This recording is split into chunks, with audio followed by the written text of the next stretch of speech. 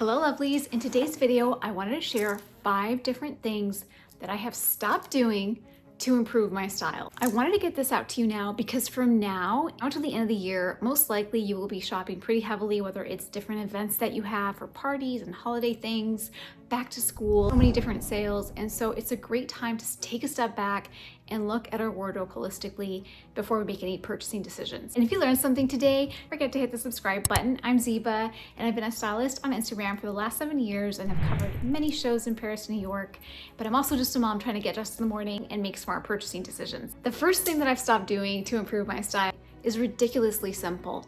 Is to stop waiting until you need to go somewhere to figure out the outfit.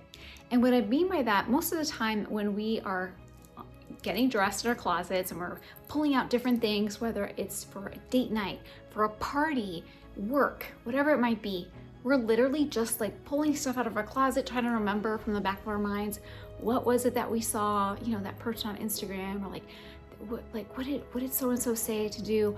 And the reality is that it's never gonna be that good if you don't put the time in and you don't put the work in. And it's like that with everything. I'm not saying you have to do hours and hours of this, but maybe sometime over the next weekend, carve out an hour, spend some time with your new pieces, with your old pieces. Don't even worry about doing like a full closet clean out. And by the way, if you do want to do that, I will link a video that really helps with closet clean out. And I tend to be like an emotional clothes hoarder. Like I tend to think like, oh, like what if I remember like the time that I was with my sister and we went to the movies in 1997, like I'm that person. So if you're interested in that type of clean out and organization of your closet, make sure to watch that video. Try to pull the stuff that you really love for fall front and center to your closet and spend a good hour just trying on different outfits. Have fun with it. Bring out your phone, get nice and personal with your Pinterest and pick 3 looks. You don't have to go crazy, and just have fun with putting outfits together. Having that practice in, putting in that work is gonna go such a long way. For the next time that you have something that you want to look good for, you already know, you already did this dress rehearsal, you are ready to go versus like literally trying to come up with something at the very last minute and hoping that it'll work and hoping that you remember all the different silly rules that we all, talk about all the time. Put in the time.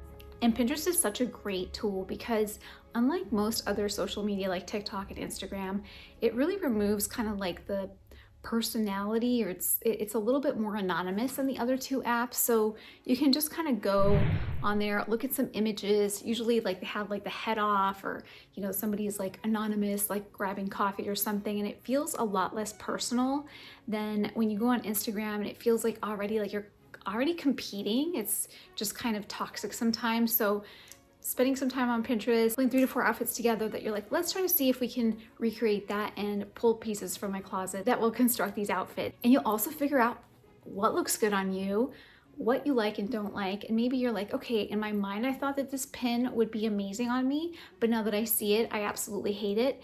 And you're not figuring that out when you're stressed and you have to get out the door and you're walking out in an outfit you don't like and it's a quote unquote a bad outfit, and that starts to really chip away at your confidence, so that the next time that you have something like this, you're like, oh, I have such bad style, I can't get dressed, like I'm not fashionable. Everybody that you see looking amazing has 99% of them, with the exception of my sister, who has never put in work in her life, and she's just always kind of looks like she walked out of Kate Moss's closet. 0 effort. For us mere mortals, like, we just need to put the work in. It's the first thing that I've stopped doing to improve my style, is waiting till the last minute until I have to put the outfit together. And the second thing that I've stopped doing is ignoring proportion. And there's so many different schools of thought about what does that mean. There's a lot of different techniques, and there's like the rule of thirds, which is really, really popular.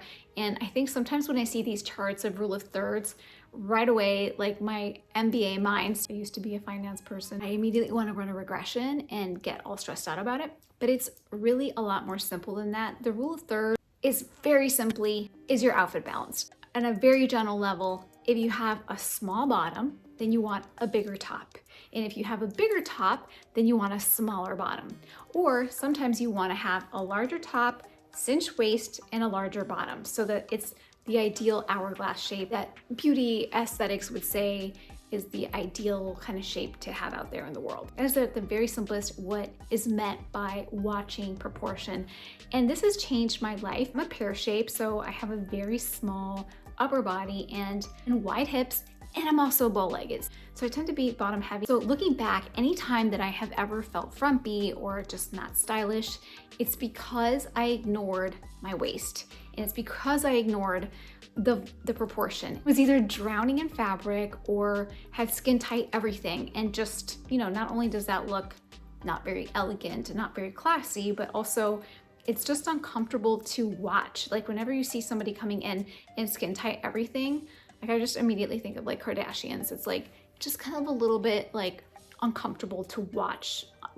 Like forget where. It really quite simply is not treating your outfit like two halves, but treating your outfit as 3/3 and always wanting the top third to be different than your bottom third and vice versa. All comes back to number one is practicing looking in the mirror and asking yourself, does this flatter me? Does this work with my body shape? Because we're all different, and something that flatters my pear shape for an inverted triangle can be quite traumatizing.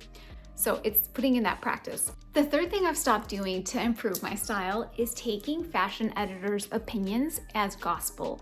Many times we come across these articles that are pushed to us. Like one that you probably have read if you have like any kind of fashion news feed on your phone is about how the new Birkin bag is the Rose Margot bag. When you think about the Vogue article and how this came to be and how is it that Vogue is saying that that is the new Birkin bag, you have to think about the millions of dollars that are spent to influence fashion editors. It's like fashion lobbyists, if you will. It's people that are paying money to people that influence markets, right? And so I'm not knocking that. I love reading these articles. I love seeing trends. I love talking and making videos about different fashion trends because just like many people watch sports and they do like fantasy football and stuff and they keep up with that, that is what fashion is to me. To me, fashion is my sport, my hobby, what I want to kind of make bets on, what I want to like read about and, keep up with the MVPs, if you will. However, when it comes down to my personal style, my everyday style, when I'm not at a fashion week somewhere around the world, it really comes down to what makes sense to my lifestyle, what makes sense with the rest of my wardrobe, and also what makes sense for my budget. If you kind of learn to look at these articles and videos like I've made in the past and that many other people make on YouTube, it's kind of just entertainment and just a way to kind of like fashion lover fodder, then it won't influence your purchasing decisions. And if you go back to number one, which was practicing getting yourself dressed, then you'll know right away that the glove shoe that everybody has that's really furry is not for you. It's not gonna look good. It's not gonna make your legs look longer. It's gonna get rolled up in the snow if you live in upstate New York like I do. And by the way, I'd love to hear where you're from. I'm originally from Texas. I've kind of lived all over, most recently 12 years in Chicago, stint in Florida, SF, now upstate New York. So getting back to this, you will know that it won't work for you and it'll improve your style. Because sometimes we jump on the bandwagon and we say, oh, like, the Margot bag is it, that's what we want. And then you get it and you're just like, gosh, this is an everyday tote that I didn't need, or it doesn't fit with my lifestyle. I look frumpy, as a matter of fact. Like so many different things play into all of this. So really taking those editorials with a grain of salt and knowing that those people are being paid big bucks to say those things. The fourth thing that I've stopped doing to improve my style is wearing only 2 color combinations. And above and beyond that, I am all black monochrome lover. I feel my happiest and in all black. It's literally comfort food for me. And then sometimes if I can add like camel or whatever it might be, I'm like, oh, I have a 2 color combination and look how good this looks.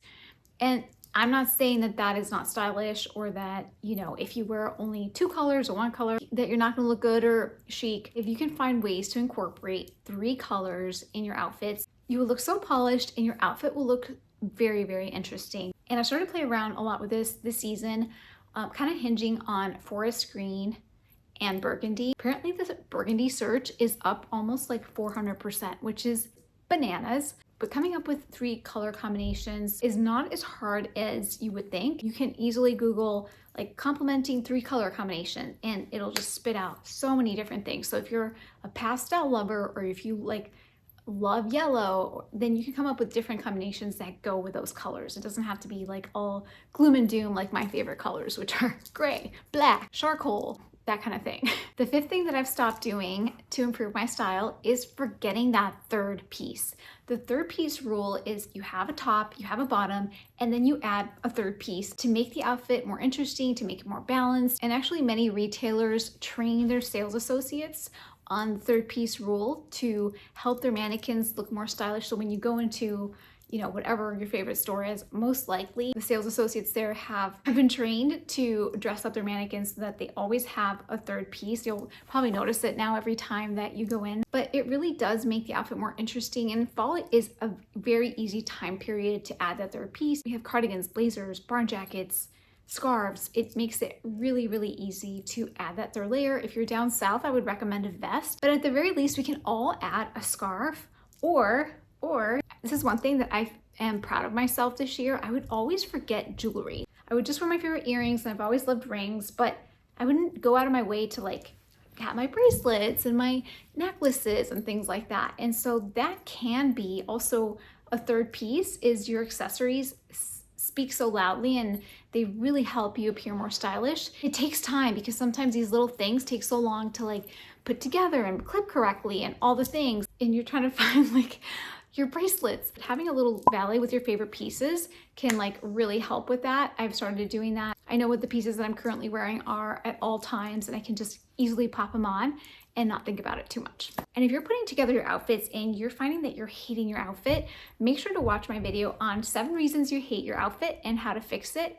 And if you learned something today and have fun with me, don't forget to hit the subscribe button, and I hope to see you really soon.